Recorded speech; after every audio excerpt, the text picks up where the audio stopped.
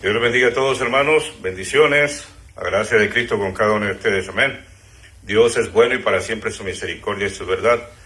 Vamos a orar para que sea el Señor en este momento ayudándonos y esté con cada uno de nosotros, ¿verdad? Amén. Padre, gracias por tu amor, tu misericordia, tu piedad y tu bondad. Pedimos, Dios amado, que en este momento, Señor amado, tú seas tomando control absoluto, tomando, Señor mío, absolutamente todo aquello, Señor mío, que sea contrario. En el nombre de Jesús lo sujetamos a tu voluntad. Y gracias por la presencia de tu Espíritu Santo. Gracias por tu soberanía. Gracias, Señor, por tu inmensa misericordia y el perdón de pecados. Gracias, Rey de Reyes y Señor de Señores. A ti sea la gloria, a ti sea la honra por los siglos de los siglos. Amén. Que Dios les bendiga. Vamos a continuar con la serie que nosotros tenemos conociendo al Dios de la Biblia. Y en esta temporada pues hemos estado viendo acerca de el Dios de la Biblia, conociendo diferentes aspectos, diferentes expresiones de Dios, así como de sus atributos, así como de sus carácter, así como de sus virtudes, ¿verdad? Hemos estado viendo, ¿verdad? Dios es un ser personal, o sea, que tiene una expresión personal. En una ocasión estaba hablando con una persona de creencias islámicas y estaba en la calle, me lo encontré en la calle, entonces yo lo miré con su atuendo sacerdotal. Ellos usan, ¿verdad?, determinada, venía de la mezquita, y entonces yo le pregunté que me dijera quién era Dios para él. Entonces él me dice, bueno, Dios es un ser que es grande. Comenzó a darme diferentes expresiones acerca de Dios. Entonces le digo, y Dios, ¿cómo harías tú para identificar a Dios? Entonces me dice, bueno, es que no podés identificar a Dios porque Dios es un ser impersonal, me dice él. Él me dijo eso, es un ser impersonal. Y entonces, obviamente yo no estaba con ánimo de debatir nada de eso, ¿verdad? Simplemente quería ver qué explicación me iba a dar él a mí al yo preguntarle cuál era la idea que él tenía de Dios. Entonces él me dice, es un ser impersonal, es un ser que no tiene un cuerpo, que no tiene... en su descripción me dio a entender de que él no podía dar una descripción acerca de su Dios. Entonces, ahí la dejamos, yo me fui, yo solo le dije a Dios y ya, porque yo sabía que hablar con él y ponerle mi punto de vista iba a terminar la situación no muy... Entonces, solamente quería preguntarle acerca de eso. Ahora,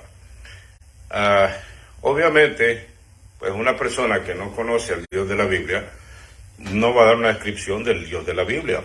Entonces, cuando uno le pregunta a alguien, cuando uno le hace esa misma pregunta a alguien que tiene una idea diferente acerca de Dios, de la Biblia, pues obviamente no se coincide. ¿Por qué? Porque el Dios que nosotros adoramos, ese Dios se describe a sí mismo a lo largo de la Escritura, desde Génesis hasta Apocalipsis. Esa es su carta de presentación. Y de eso está siendo constantemente confirmado. O sea, y cada vez que nosotros estudiamos la Escritura, entonces nosotros vamos conociendo a ese Dios maravilloso, a ese Dios grande, a ese Dios poderoso.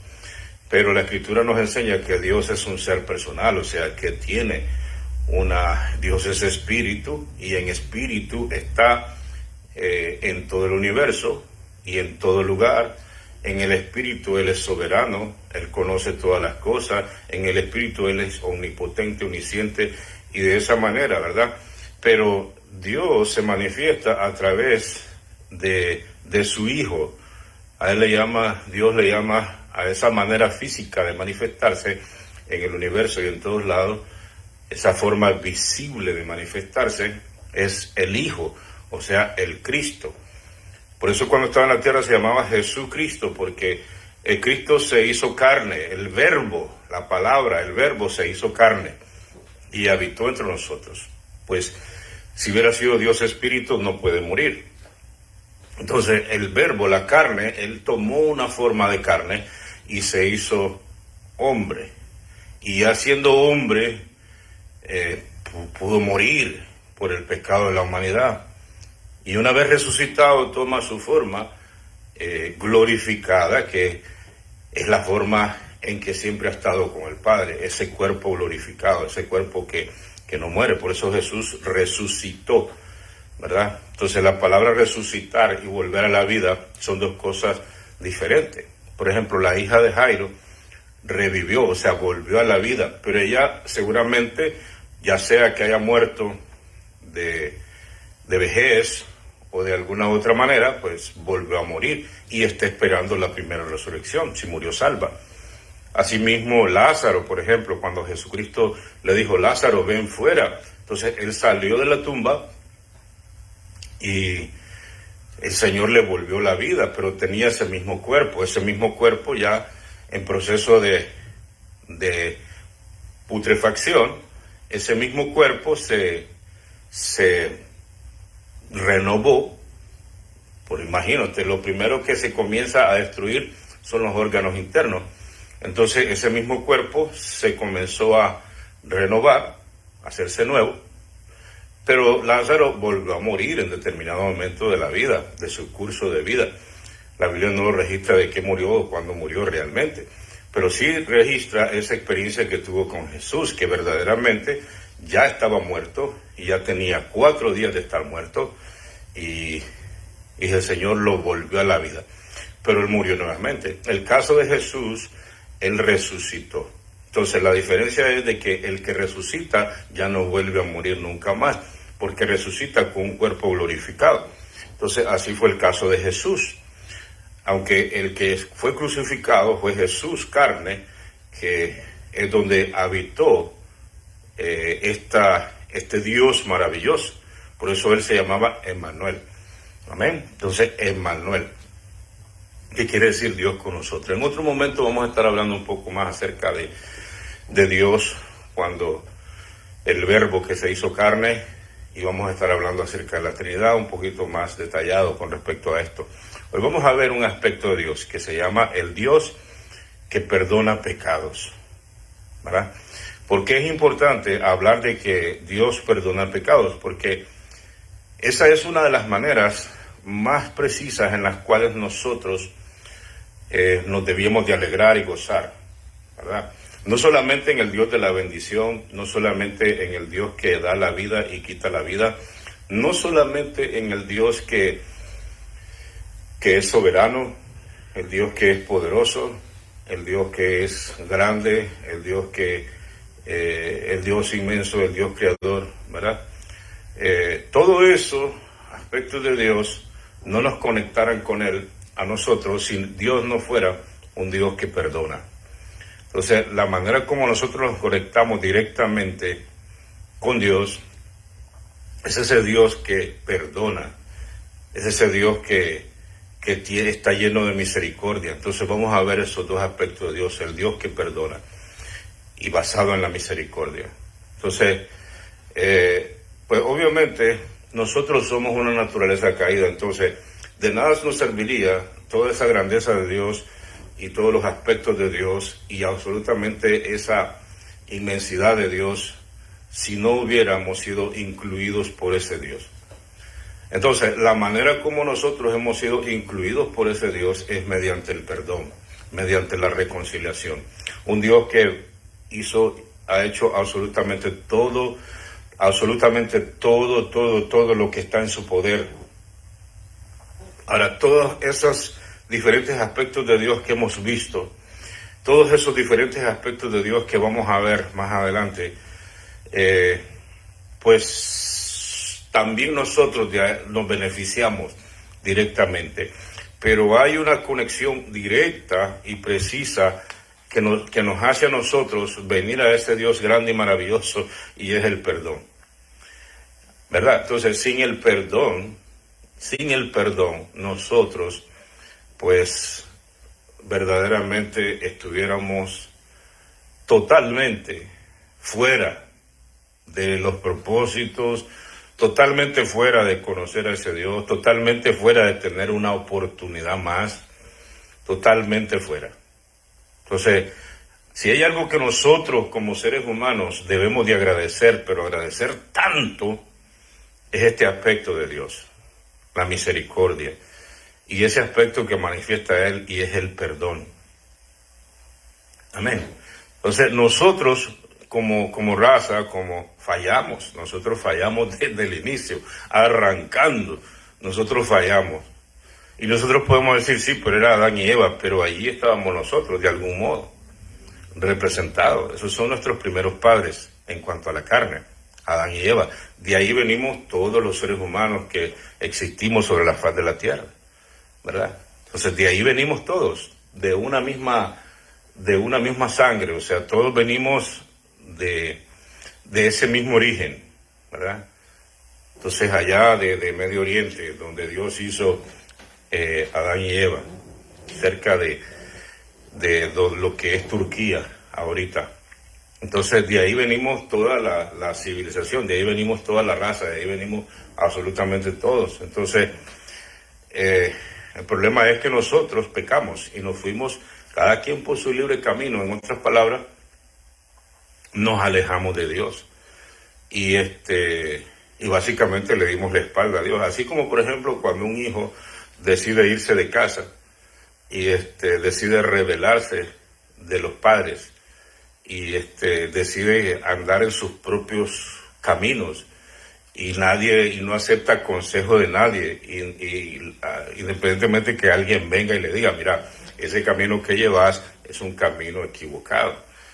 Y entonces esta persona, pues el ser humano, hace caso omiso de consejo, cada quien vivió su propio destino, cada quien vivió su libre y de espontánea decisión, cada quien hizo lo que quiso, y el hombre sigue siendo de la misma manera, o sea, cada quien sigue hablando lo que se le antoja, opinando lo que se le ocurre, independientemente que lo que diga traiga consecuencias a veces hasta de muerte, independientemente de cualquier cosa. Entonces el ser humano vive una vida totalmente ensimismada, totalmente. Entonces, y no le importan las consecuencias, o sea, el hombre sabe que van a venir consecuencias producto de sus actos y no le importa, no le interesa.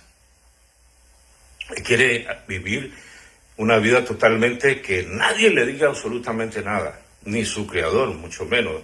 Es más, a veces el ser humano hasta niega a su creador y trata de encontrar otras explicaciones.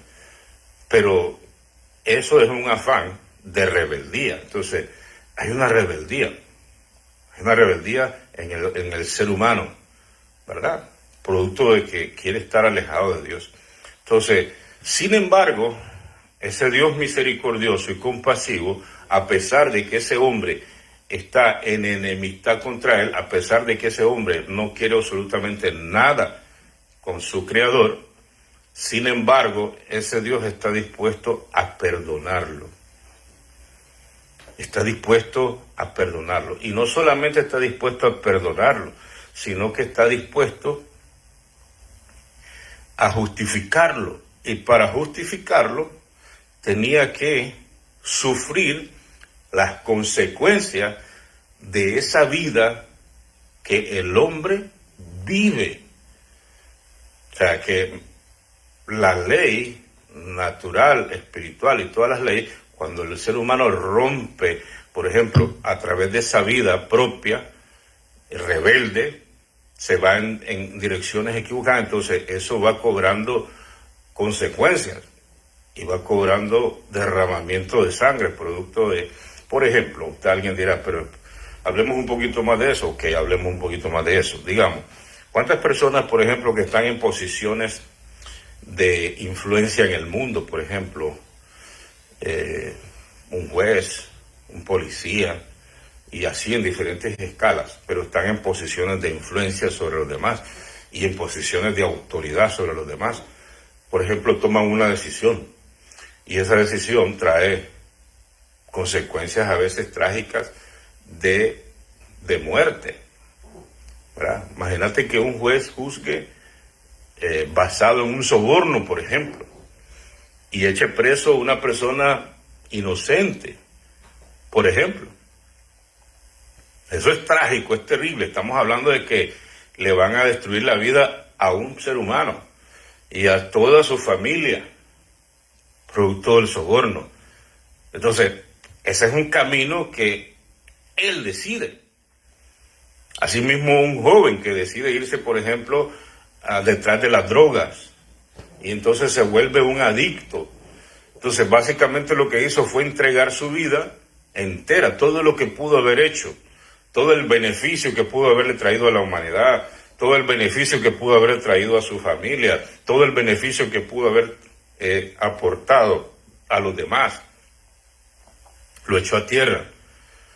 Todo el bien que pudo haber hecho para los demás, lo echó a tierra. Y su misma vida lo echó a tierra, producto de que se enganchó en una adicción. Entonces, eso trae culpa, eso trae culpabilidad, eso trae consecuencias. Entonces, porque nosotros en nuestra vida vamos acumulando las consecuencias de nuestros actos, y en determinado momento todo eso se va a regresar hacia nosotros, porque la vida es como una siembra. Dice que el que siembra para la carne, de la carne cosechará tempestad. Entonces, asimismo vivir para Dios, asimismo vivir en el Espíritu, del Espíritu cosechará vida eterna. Amén, eso dice la palabra. Entonces, ¿qué hace Dios ahora para poder perdonar al hombre? La única manera es pagando todas las consecuencias del pecado. Y todas las consecuencias del pecado es muerte. Entonces, para Dios perdonar, Él tiene que saldar la deuda del individuo, de todo el mundo. Entonces, por eso es que Él se provee de un cuerpo. Y ahí vemos el Dios de la misericordia, el Dios de amor, el Dios de compasión, el Dios de piedad. Todas esas expresiones de Dios. O sea, Dios pudo perfectamente raer de la tierra al hombre y volver a hacer otra creación, ¿verdad? Es como, por ejemplo, que tú estés haciendo algo y te sale mal. Entonces, a veces es mejor hacer algo nuevo que tratar de reparar lo que está irreparable a veces. ¿Por qué? Porque te vas a llevar mucho tiempo y a lo mejor te funcione, a lo mejor no te funcione. Sin embargo, Dios viene y recupera y le da una oportunidad. Entonces, el Dios que perdona, el Dios que perdona no solamente porque Él tiene el poder de perdonar, no. El problema es de que para Dios poder perdonar tenía que justificar. Y justificar, porque Dios es un juez justo, para Dios tener que perdonar tenía que justificar, y para justificar tenía que derramarse sangre, y una sangre inocente para que el hombre pudiera ser perdonado. Entonces, dentro de la ley universal de Dios, no puede haber perdón si no hay justificación. No puede haber perdón si no hay derramamiento de sangre. No puede haber perdón si no se paga el daño causado por aquella persona a la cual están otorgando el perdón. Entonces tiene que pagarse, porque son los principios de ley universal. Eso es lo que dice la ley universal, dice de que el que peca tiene que morir. La paga del pecado es muerte. Entonces, para Dios perdonar tenía que tomar un cuerpo, usar ese cuerpo, sacrificarse desde que nació y nacer con un propósito, morir en la cruz del Calvario. Eso era la única manera de Dios perdonar era esa. Amén. Mira cómo dice Efesios 2, 4 y 5. Dice, pero Dios, que es rico en misericordia, por su gran amor por nosotros, nos dio vida con Cristo, aun cuando estábamos muertos en pecados. Por gracia ustedes han sido salvos. Entonces, ahí está el perdón de Dios. O sea, que la puerta del perdón está abierta para todas las personas. sin distinción de raza, sin distinción de todo ese montón de diferencias que nosotros hacemos como seres humanos, ¿verdad? Nosotros a veces tenemos que decir sin distinción de raza y usamos ese término. ¿Por qué?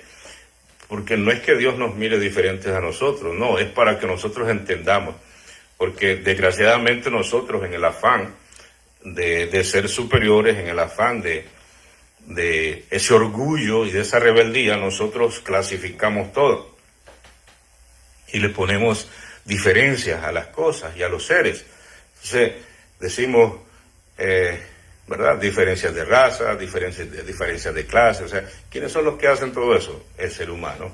Eso no viene de Dios, eso es propio. Hasta allí hemos llegado. Lo que pasa es que Dios es longánimo. Dios deja que el ser humano camine por su propio rumbo. Vaya por su propio rumbo. Amén. Entonces, y muchos se mueren, se pierden, desprecian el perdón, otros lo aceptan el perdón de Dios.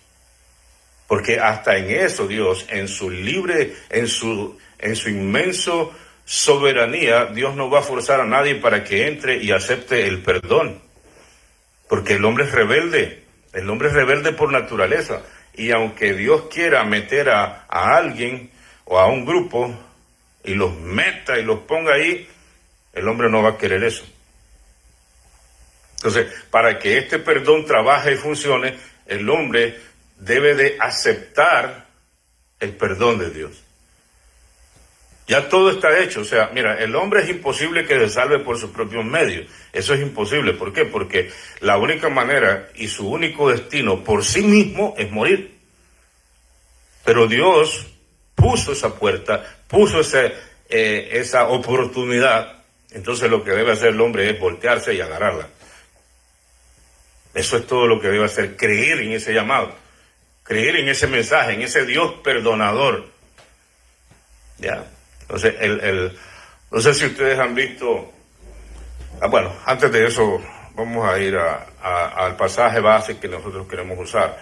Está en Lucas capítulo 5, verso 17, dice: aconteció un día que él, o sea Jesús, estaba enseñando y estaban sentados los fariseos y doctores de la ley, los cuales habían venido de todas las aldeas de Galilea y de Judea y de Jerusalén. Y el poder del Señor estaba con él, o sea, con Jesús, para sanar. Y sucedió que unos hombres que traían en un lecho a un hombre que estaba paralítico, procuraban llevarlo dentro y ponerle delante de él, delante de Jesús. Pero no hallando cómo hacerlo, a causa de la multitud, subieron encima de la casa y por el tejado le bajaron con el lecho, poniéndolo en medio, delante de Jesús. Al ver Jesús, o al ver él, la fe de ellos, les dijo: hombre, tus pecados te son perdonados. Entonces los escribas y los fariseos comenzaron a cavilar, diciendo: ¿quién es este que habla blasfemia? ¿Quién puede perdonar pecado sino solo Dios? Jesús entonces, conociendo los pensamientos de ellos, respondiendo les dijo: ¿qué caviláis en vuestros corazones? ¿Qué es más fácil decir, tus pecados te son perdonados, o decir, levántate y anda? Pues para que sepáis que el Hijo del Hombre tiene potestad en la tierra para perdonar pecados, dijo el paralítico: a ti te digo, levántate, toma tu lecho y vete a tu casa. Al instante, levantándose en presencia de ellos y tomando el lecho en que estaba acostado, se fue a su casa, glorificando a Dios, y todos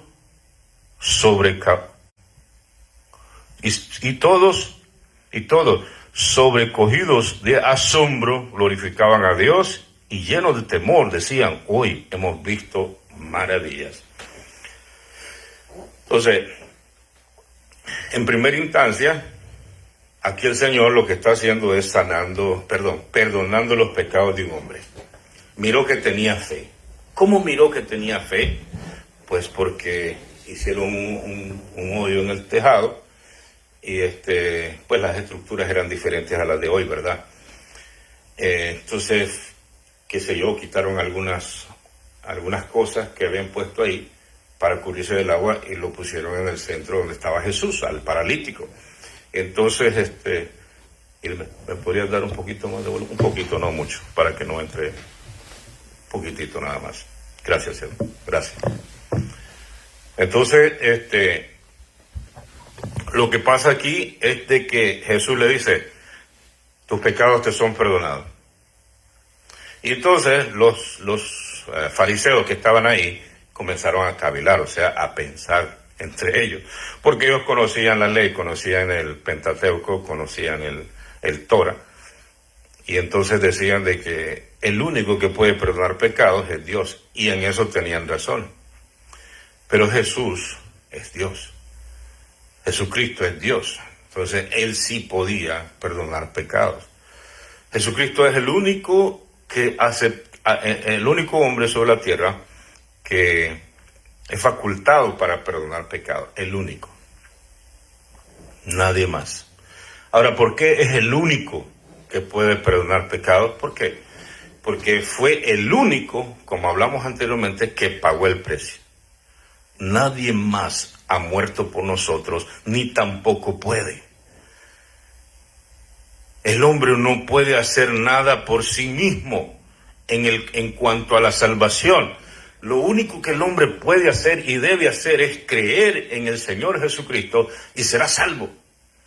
Creer en el Señor Jesucristo significa aceptar al Dios perdonador y al Dios que justifica y al Dios que pagó el precio para poder perdonar.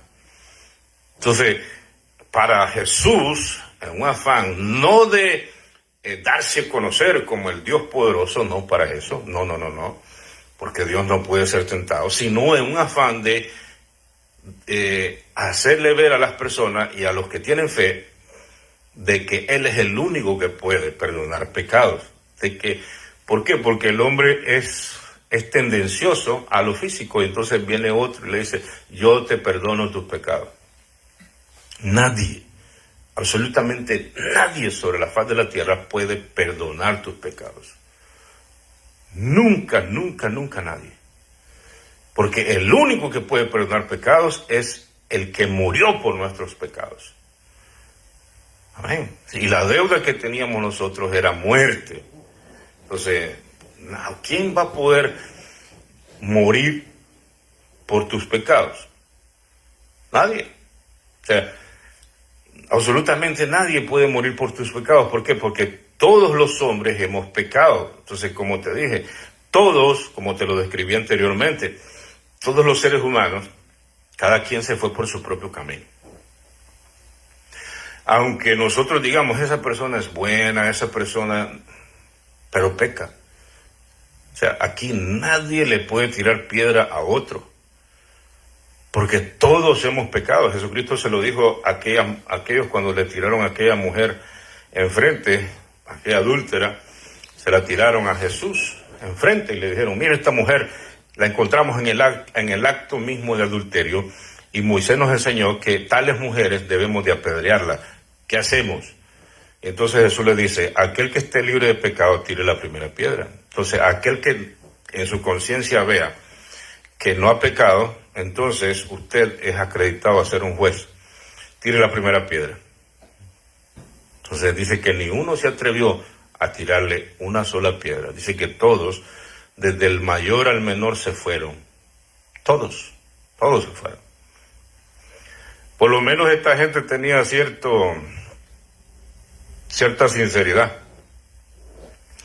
Pero ¿cómo es posible que hay personas que saben los rollos que tienen y tratan y le dicen a otro, yo te perdono, y por dentro tienen unos rollos tremendos?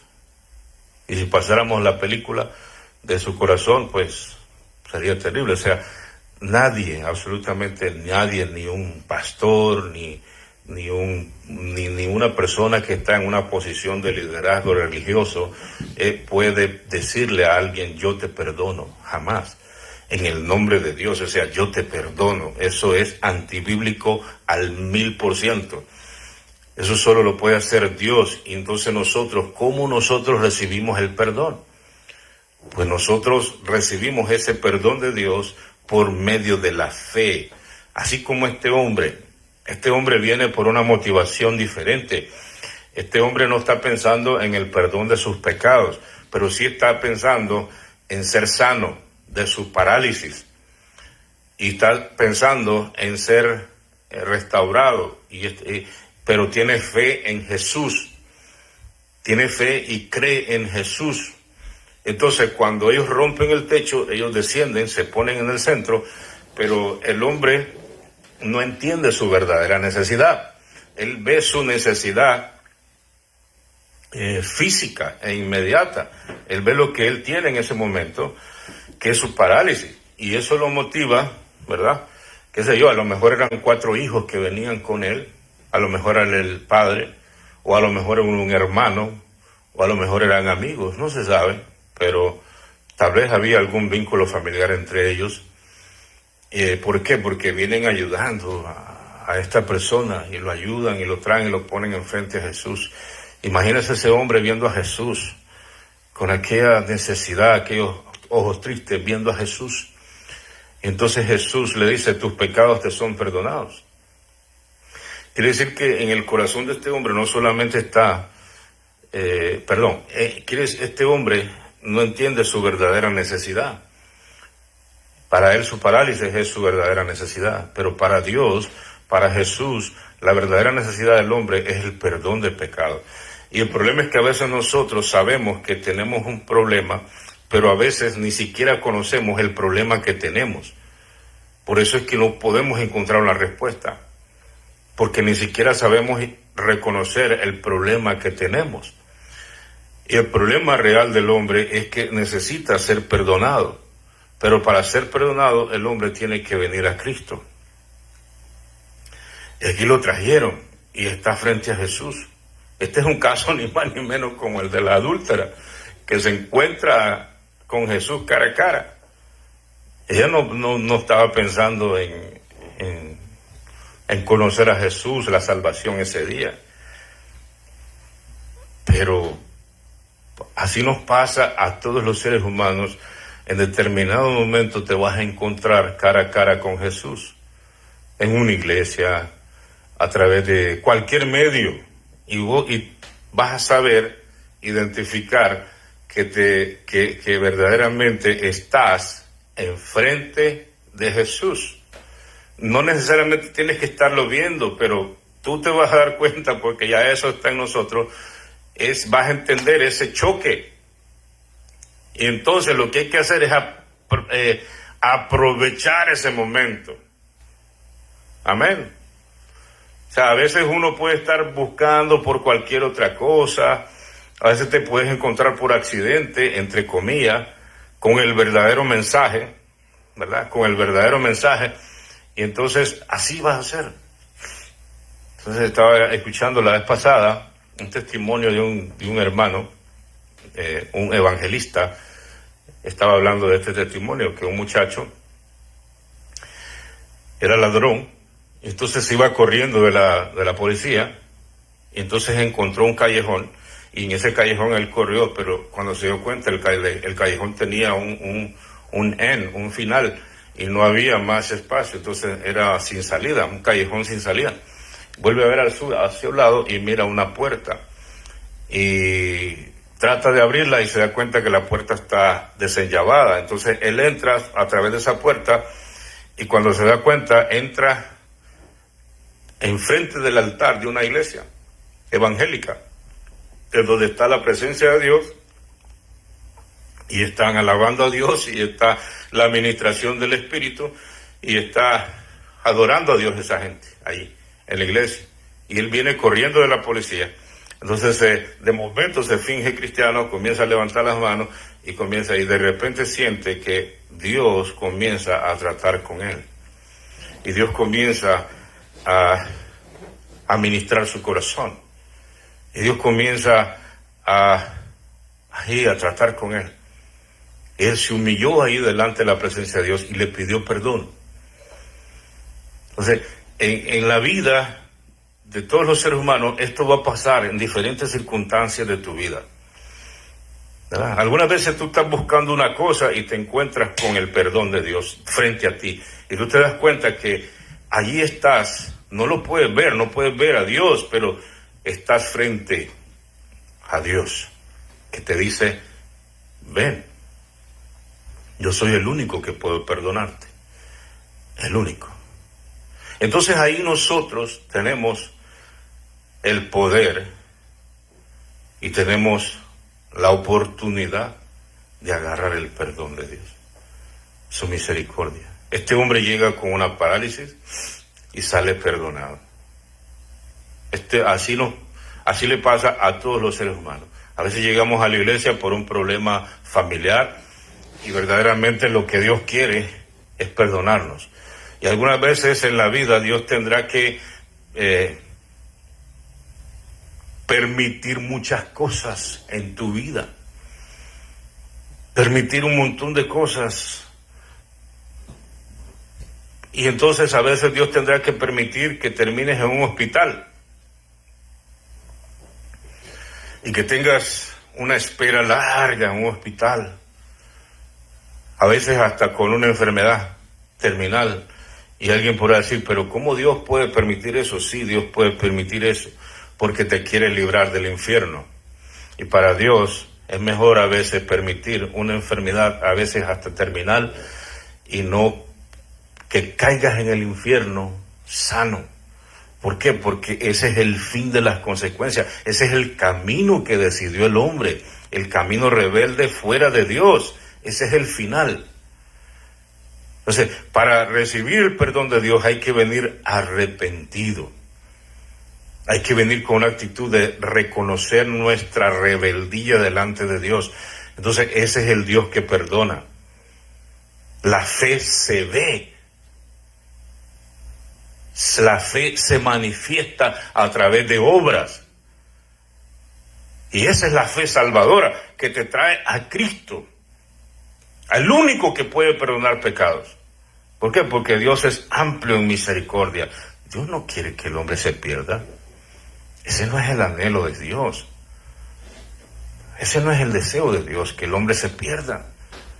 Dios no mandó a su Hijo para condenar al mundo. Dios mandó a su Hijo para que el mundo sea salvo por Él. Pero Dios no te va a forzar. En alguna manera sí, te va a forzar, pero no te va a chantajear. En alguna manera, por ejemplo, cuando el Señor permite algo que te suceda y ese algo te trae a Él, en alguna manera va a permitir algunas cosas, y qué bien que es así. Qué bien que es así. Entonces, si no conoces a Jesús, si no conoces al Dios que perdona, Él es el único que perdona. Mira, el perdón no lo vas a hallar en una religión. El perdón de tus pecados no lo vas a encontrar en ti mismo. No. El perdón no lo vas a encontrar en diferentes cosas. No, el perdón solamente lo vas a encontrar en Cristo Jesús. Es el único. O sea, cuando alguien te diga, yo te perdono, estás absuelto, te está mintiendo. Tu pecado permanece, y te lo voy a demostrar. ¿Sabes por qué? Porque al rato sales y vuelves a hacer lo mismo. Entonces, pecas, entre comillas, y vienes y te perdonan, entre comillas. Vas, pecas y entre comillas te vuelven a perdonar. Y te están perdonando cada semana. Por eso es que las personas tienen que estar yéndose a confesar y todo eso. Eso es antibíblico. Nosotros debemos de confesarnos ante el sumo sacerdote, ante Jesucristo, el que verdaderamente murió por nosotros y es el único que nos perdona a nosotros. Entonces, nadie más, absolutamente nadie más puede perdonarte. Nadie. Eso, la salvación, el perdón, la vida eterna, el perdón de tus pecados, no lo vas a poder expiar tú mismo. no los vas a, porque hagas cosas buenas, entre comillas, porque le diste de comer a alguien que estaba pidiendo ahí en el camino. Entonces, dame de comer. Entonces fuiste porque le diste tu jacket, tu chaqueta, tu coat, se lo diste porque tenía frío. Todo eso es bueno hacerlo, pero eso no es la manera para expiar tu pecado. ¿Por qué? Porque el pago de tu pecado es mayor, es mucho más alto. Entonces, ¿tú crees que dar un sándwich, un pan, va a pagar por el adulterio que cometiste? ¿Tú crees que por darle una jacket a alguien va a perdonarte el desprecio que le has hecho a tus padres toda tu vida? ¿Tú crees que porque le vas a ir a dar de comer a unos huérfanos allá tirados, abandonados, tú crees que de ese modo vas a hacer un pago con Dios, un deal con Dios, un negocio con Dios? Señor, yo le doy de comer a estos y me perdonas el robo que le hice a tales personas. ¿Tú crees que con ir a darle de comer a los vagabundos que andan en la calle, entonces vas a pagar la mentira que causó muchas desgracias? No funcionan así. Dice, Dios no acepta soborno. A Dios no lo podemos sobornar. La justicia de Dios viene contra los hijos de desobediencia. Eso dice la palabra. Entonces, no podemos, o sea, ¿tú crees que, por ejemplo, que yo te diga, yo te perdono? O sea, si yo también necesito el perdón de Dios, constantemente vengo mediante mi oración a decirle, Señor, pero una de las primeras oraciones que yo hago temprano es, Señor, perdona mis pecados, ayúdame, Señor mío, a no caer, ayúdame, Señor mío, mantente firme. ¿Tú crees que alguien así te podrá perdonar? No, hermanos, eso no funciona así. El único que puede darte la fortaleza sobre el pecado, el único que puede perdonar tus pecados, es el que murió por ti en la cruz del Calvario. El único es el Dios que perdona pecados. O sea, es que para que Dios perdone tus pecados y mis pecados, no es así fácil. O sea, Dios no es un déspota que te va a decir, yo soy el que manda en el universo, entonces yo te perdono. No funcionan así las cosas con Dios. Dios trabaja desde su misma ley, desde su misma palabra, para Dios poder decirte perdono. Para Dios poder decirte perdono, que tuvo que pagar el precio primero.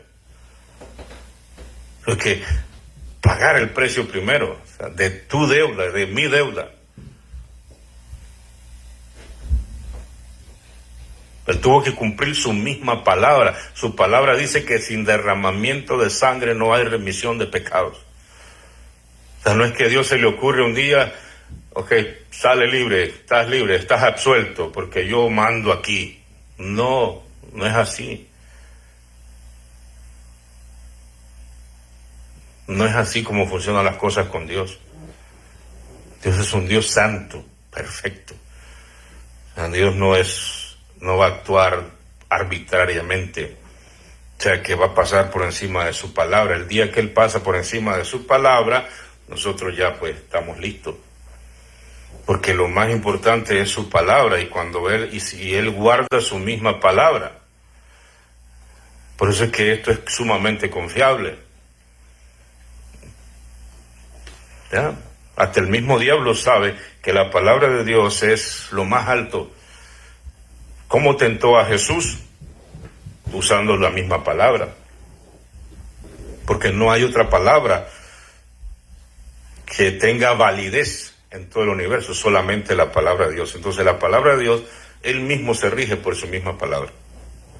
Y la palabra dice, la ley de Dios dice que sin derramamiento de sangre no hay remisión de pecado. Otra palabra, para perdonar el pecado, Dios tiene que morir y pagar el precio de ese pecado. O sea, pagar la culpa, pues. Pagar la culpa. pagar la culpabilidad, pagar las consecuencias. Por eso es que cuando estaba en la cruz del Calvario, Él está llevando ese pecado solo, y es el único momento es cuando Él le llama a Dios, Dios, siempre lo llamó Padre, y le dice, Dios mío, ¿por qué me has abandonado? Porque Él tenía que llevar la cruz como hombre y solo tenía que pagar el precio de nuestro pecado para que el hombre tuviera una oportunidad de perdón. Lo más grande que Dios te puede dar es el perdón. Dios te puede dar salud, Dios te puede dar el matrimonio que tú quieres, Dios te puede dar bendiciones materiales, Dios te puede dar autoridad, te puede dar dones, te puede dar poder, te puede dar todo. Pero si no te da el perdón, de nada sirve todo eso.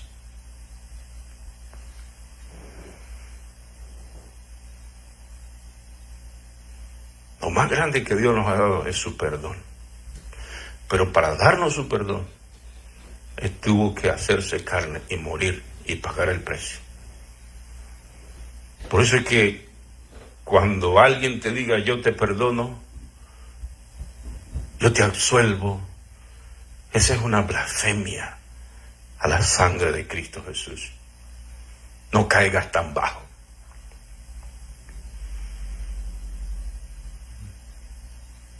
No caigas tan bajo. No seas cómplice de una blasfemia. El único que puede perdonar pecados es nuestro Dios. Que Dios te bendiga. Que la paz de Cristo sea con cada uno de ustedes. Que Dios te bendiga en grande. Padre, gracias por tu amor y tu misericordia. Ayúdanos a entender, Señor mío, la grandeza del perdón. Y es el regalo más grande que nosotros tenemos por medio de nuestro Señor Jesucristo. Gracias porque tú eres un Dios que perdona. Gracias porque tú eres un Dios que reconcilia. Gracias porque tú eres un Dios grande y misericordioso. Y lo único que pides es que vengamos arrepentidos y que cambiemos de vida honrando ese perdón. Gracias, Padre Celestial.